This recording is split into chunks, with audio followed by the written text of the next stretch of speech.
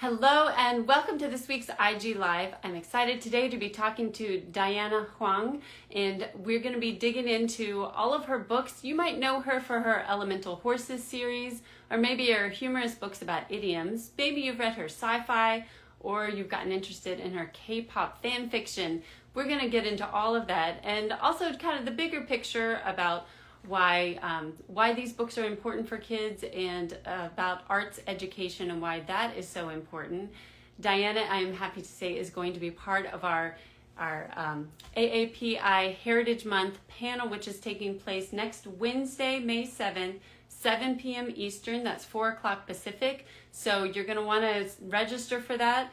We are going to have the recording available afterwards, but you really want to be there live so you get to interact with the panelists and ask your questions. Plus, you could win one of 5 book bundles that we're going to be giving away. And one of those book bundles includes a book by Diana. It's her book, Vicki, an Urban Legend and Other Short Stories. So be sure to be there so that you can be one of the winners of the 5 book bundles that we're going to be giving away. Of course, we are a nonprofit. So for us to be able to continue to do this work and provide these interviews and these virtual events for you free of charge, that means that we need your support. Of course, we just wrapped up our auction, but you can donate to Read Your World any time of year. Just go to the link in our bio to be able to donate, and we really appreciate your support to be able to continue this work. So hang on just a minute. So I just talked to Diana, so she's going to be on here in just a minute, but like I said, if you don't know her, she's been a supporter of Read Your World for a very long time. And so I'm really excited to get to talk to her. I told her I felt like I already knew her because I have been working on, I create the images for our sponsors and help put them out on social media. And so it's a real treat to actually get to talk to her after I feel like I've been working with her for a long time. And get her on here for you. And like I said, for the AAPI Heritage Month panel, it's going to be amazing. I know most of the panelists that are going to be on there, and they're all really incredible. So you're going to want to see that. Hi. Hi. How are you doing? Oh, good. Sorry, it took a second to get back in there. No, that's okay. That gave me time to kind of introduce you and also to play up our panel, which is going to be going on. So that is really exciting. I'm so glad you're going to be able to talk to us then as well. They're kind of related. I mean, we'll be talking Right. similar issues, but not quite the same. But why don't we go ahead and start, and you can just introduce yourself and tell us what your journey was to becoming an author. All right, yeah. First of all, my background is actually visual arts. I got a degree in fine arts, and then later I got another degree in digital media. My interest, I was always interested in art as a kid, ever since like it really kindergarten. Actually, remember painting. So, and I enjoyed it so much, and I wanted to do more of it. And then I just kept. I was the introverted kid who just drew in a notebook, line notebook during recess time, and I enjoyed writing stories when I was a kid, and then I remember in 4th grade or something, the teacher said, "Oh, I write a story about a horse and a girl," I had all these run-on sentences. Yes, it's I always you either you like I always usually the kids who like to draw are storytellers because they're seeing it first, and then eventually they match it up with the writing. So, and then that they're learning in school. Yeah, and then I didn't start making a book until 2012. That's when I decided to I was invited to show artwork at an art gallery. Los Angeles has a lot of small art galleries, so I'll give it a try. Didn't think of myself as doing gallery work. Wanted to work for the animation, TV, film industry as an artist, do something like animation, I eventually did do some animation, and I did some 3D, study 3D and visual effects and computer graphics and all that stuff. So that was my uh, back working study background. And then also on the side, I taught art like once a week. And then working with the students and working with the industry, I wanted to show my students how I use drawing with modern technology. Because a lot of these kids think computers will do everything. Even before AI, even before all like Photoshop, they think, oh, it's the computer program that's doing all the work. I don't have to work this hard. So, but I started making my first, the drawings. I went into my first Elemental Horses book in one of the art galleries. It was near LAX. And then as part of being with an art gallery, the artists would watch the shop, so the people who walk in the gallery can actually meet the artist that with the artwork hanging on the walls. Mhm. So I would spend like 6 hours opening the shop, and another 6 hour later, another artist would join and take over for the rest of the. So there's always an artist in the art gallery to talk to. So I would use that time to just down grab a sketchbook and start drawing, and then the first drawing was the fire carousel horse Mhm. for the element first book. It became the first book. I just drew a carousel horse and I threw it out on social media, DeviantArt at the time. I was just drawing, put it out, draw, put it out, and then it got traction. It's like it got a lot. This is crazy girl drawing all these elaborate carousel horses, and then another artist at the gallery suggested I put it in all these drawings in the book and sell it through the gallery. So I was like, oh, that's a great idea. So I went online, looked for indie publishers just to make the book. And then I settled with Lulu. And then from then on, I started making books, Mhm. 2012. Wow. And I wasn't going to make books, but I got pushed. I got suggested. Well, it's like all these suggestions, right? Right, right. It's all these little nudges in this direction. And now you've written so many books, like I mentioned. You've got science fiction, Right. kind of funny books about idioms, Right. K-pop fan fiction, which is really Yeah. fun.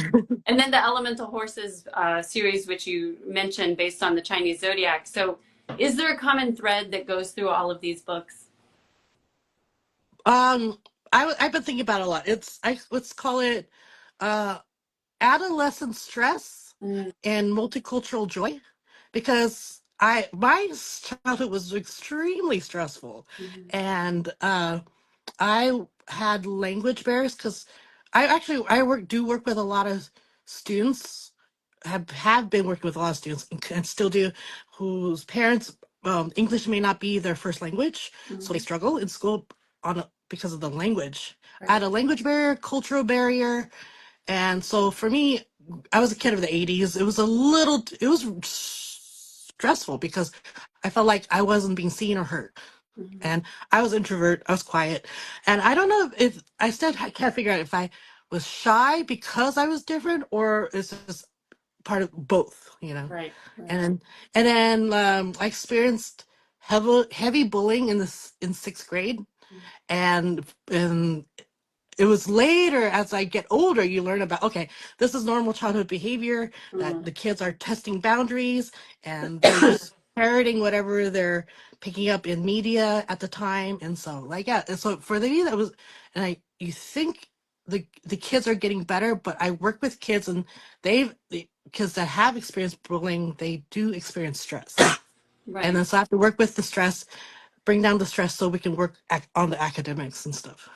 Yeah. It's so interesting because I think you see it in some of your books where you talk about like interracial relations. You talk Yeah. about microaggressions, especially Right. obviously against Asian Americans. And you talked about trying to help kids kind of lower their stress. What do you hope they take away from? What do you hope they get kind of understand about these issues? That they're not the only ones going through it. It's not about them. It's like usually the people who bully or tease, it's not about them. There's nothing wrong with you as a kid. Right. It's an issue with them. They want attention, they want to feel validated, and usually they target the ones they think are easy to pick on, usually the quiet ones who stay with themselves, maybe not very social. I wasn't very social. I was quiet, and then I didn't complain, and then I just try to walk away from them. I didn't fight back. I was just Mhm. that kid. I didn't fight back. But and then, but I share. I chit chat with my students. And then they tell me their stresses, like the stuff this other kids are doing at school. So yeah, and Yeah, then and I know you've talked about how helpful arts were, how it was for you because you said it when you got kind of hooked into visual arts, it brought joy, friendship, and meaning to your life. which I think is probably true for a lot of people, you know, when they Right. find that that connection to the arts. Why do you think it is so important, and why is it so important that arts education be available? I feel like art is quick, it's broad, and it's you can develop yourself, your own skills, develop your own ideas while at the same time building skills. And for me, I was a quiet kid and I didn't think my artwork spoke for me. I was just doodling because I enjoyed drawing little cartoon animals, unicorns, dragons, horses, designing my own carousel horse. I was designing in sixth grade. That's what got people's attention. I was known all the way into high school as the girl who draws unicorns and dragons. So at the end of every school, they had me drawing in their in their yearbooks. They would save a section or even a whole page, and I would just be busy drawing at the end of every school year. So Wow. that got attention. And other kinds of attention are like I didn't even know that people were watching me because like you're in. I was in my own little world, and Yeah. then people invited me to illustrate books for them. I was asked to join the eighth grade middle school yearbook class to be an illustrator for this. I didn't know I was people saw my potential and then were doing things around me, inviting me to doing all these things. So Which in you know that elementary and middle school is a really big deal to have people reach right, out to you like that, right? right, and then it got me. I was involved in publishing since eighth grade in a Wow. way. So That's true. it's like the literary journal class or something in middle school. So Wow, that's so interesting. And I love it. You had a post recently which I thought was so beautiful. You're talking about the role of artists. And you said people who work in visual and performing arts are the tip of the spear, punching a hole into dusty old ways of thinking. New ideas and attitudes about society grow from those holes until it's shredded paper and tossed. So what is it about art that kind of allows artists to have that kind of effect? the artwork may take a long time, but it's so quick. It takes only a second for eyes to pick it up, Mhm. and we're a very visual society. We see artwork in books, on TV, in movies. We see them on billboards. We see them in newspaper. Imagery is just everywhere. It's instantaneous. It could Mhm. be photographed that's instantaneous, and we post it on social media. But the imagery can evoke feelings. It can tell a story. You know, the picture's worth a thousand words, and it's so quick. It's like you can't unsee it. Like you see it, when you see it, your brain starts processing it. It's so quick. And then that's the visual arts. And then some things are time based, like music or movies, but it's quick. It's quick too. You just hear maybe a line from a song while walking through a mall or just a car passing by with a radio blasting. You can hear it. It's like you can't avoid it. And Right. then it spreads ideas, joy, and all kinds of things like from other people's cultures. It's just there. You see it, and it's normalized. So Right. Well, speaking of that, I mean, you kind of had an interesting perspective about K-pop, you know, which, right, as you said, is something that's been introduced and now has become kind of more mainstream and normal. right. And you said that it's actually kind of changed the landscape of race relations in the U.S. Can you talk to us about that? Okay, yeah. As a kid of the 80s, I watched a lot of stuff on the news. I was a PBS kid, and a lot of things were happening in the news. And I was like middle school, sixth grade, middle school, when the LA riots actually happened. Right. And there Which was we should all say this Vicky is about that. legendary Vicki took place. Yeah. Yeah, LA riots. I the remember the raw video footage playing on the news every night, Right. leading up to the trial, and then I remember the riots happening. This was only like 3 or 4 years before I moved to Los Angeles to go to university. So in a way, I was going into that world Right. and I was only 17 when I went to university. So Mm. that was I was running around those neighborhoods. The area around the university I went to was one in the middle of all that in South Central, Wow. downtown. And Mm. then and then there was a whole thing about the burning of Korean businesses and all that stuff. The whole I got I grew up in this an hour away from LA, the suburbs. So it's far enough away to feel like it was a whole nother world. Mm. because we barely went to LA. Maybe once in a while we'll go to LA to, do something. But like I didn't realize Hollywood was that close. Right. As a kid, it's that close. Only, and then it was as I got older. Oh, it's really close. I could actually just go there. It's only an hour's drive, and I lived there, and I worked there, and I made friends with all kinds of different ethnicities and cultures there, and it's just it, like it's. I found it was not as bad as the TV made it out to be. Right.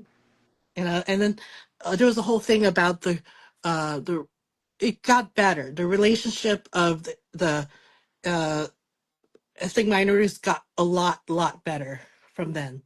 There's a whole all these TV journal discussions about race relations, and then it's just and then I wanted to show the students that how much it has changed because a lot of kids now they don't. Oh, I think it's always been this way. Right. Everything's always been this way. Right. Right. But it wasn't. Yeah, even when I was a kid, I didn't know about the civil rights movement until maybe sixth grade, but I was already seeing like African Americans in pop culture and loved it. And Mm. so you sort of the, I was already in the future, Mm. like because of the representation of things like Sesame Street and Reading Rainbows. Oh, okay, yeah, this is normal. This is Right. actually normal. Right. And I didn't think, oh, only 10, 20 years before there was this huge struggle for this. Right. So I And thought it I was a thought big that deal. was So, kind of interesting how you chose to do like time travel as a way to take somebody right, from now and really teach them what it was about.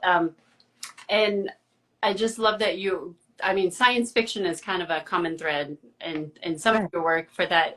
Why science fiction? Because it's interesting to me, like you use science fiction, but you're also still talking about issues that are really relevant for kids today. But like, does it kind of help you get at it in a different way, or have the kids kind right. of look at it in a new way because it's in a science fiction kind of format?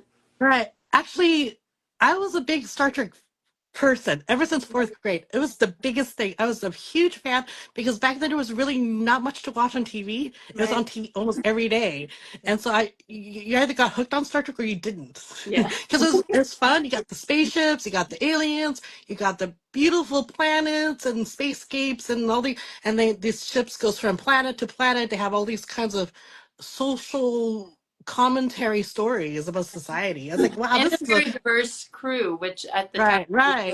Which I was still was kind of somewhat of a novelty, you know. right, right. So and then for me, that was the coolest thing. And then so actually, that's the reason why I wanted to work in the Hollywood industry is because of Star Trek. I was watching the Reading Rainbow stuff behind the scenes. Oh, I want to do that. I want, Mm. it's like, what can I do as an artist to be a part of that? And I thought, maybe I'll be a map painter. Maybe I'll paint science fiction worlds. And so that's what pushed me to really study art. And Mm. then I didn't decide till maybe 10th grade. Oh, maybe I'll do animation, because that's when Lion King came out. I was like, oh, I can do animals. I'm really good at drawing animals. I'll do animals, kind of Right. thing. So, Ah, and but it just bounced from there. It just kept going at City Animation, and I went to school to study 3D computer graphics, mhm. visual effects, and I worked on projects here and there, and then and started cooking my own stuff because I had all these ideas. Yeah. Well, do you have a favorite? You know, you've done all these different things. You've done illustration, you've done animation, 3D art, like all the. Do you have one that's kind of your favorite that you've discovered, or you'd like to kind of move I around? bounced around so much that it's like I'm actually doing. Yeah, I'm teaching it too. So for me, it's like it's actually easier to write a story than to produce one. Mm. To sit down and draw it out. So I'm doing writing, but once in a while I crank out a cartoon book. But I wanted to do more of a creative control of the story, because when usually most people who go to school, work in LA, graduate, they work as a part of something bigger, which Right. is fine. It's a normal part to be like work for a company and do a small task and maybe get a blip on the credits, a little Right. blip. But then I realized, you know what, I wanted, but as I got more confident and studied, there's a lot of stuff going on and then so I realized, I wanted to have some sort of creative control. Right. And then writing the story is the way to creatively control the story. It's easier to do it on paper as a paper book than to get money to hire a bunch of people to make a film. The Right. quickest way is just write the story. So And when you make a book, I mean, it kind of depends on which one, because I know you have some that are more like cartoon books. right. But when you're doing more like of a story, say like science fiction or the elemental horses, do you do the images first or the writing first, or you kind of do it Oh. at the time? So, well, the element horses, it was first drawings. I drew up 12 horses. Then I Right. started writing descriptions because there's, oh, why don't you put it in the art gallery? Why don't you put it in the book? Oh, I Mhm. should write a little bit about it. And then I went to look for a publisher, which ended up with Lulu. They said, if you make it this many pages, we can sell it, distribute it globally to like Barnes and Noble and Amazon.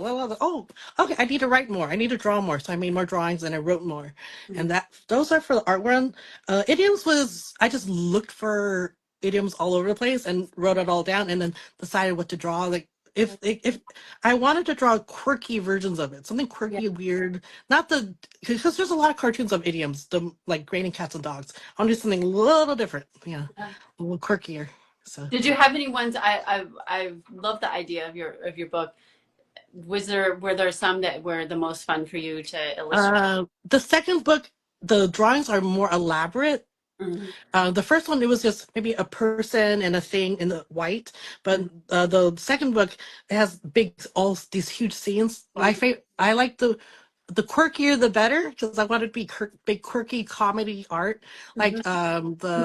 Like the cover is Five Finger Discount, Yeah. and I which is we got little fingers, and I have a little self portrait of me, which is just the thumb with a fingerprint, and then it's just and I had to draw a little bits of little art, and then and it's yeah, and then another one was loose lip sink ships. I just Oh, a yeah. bunch of lips coming out, and then jumping onto a ship and sinking it. Right. I So love.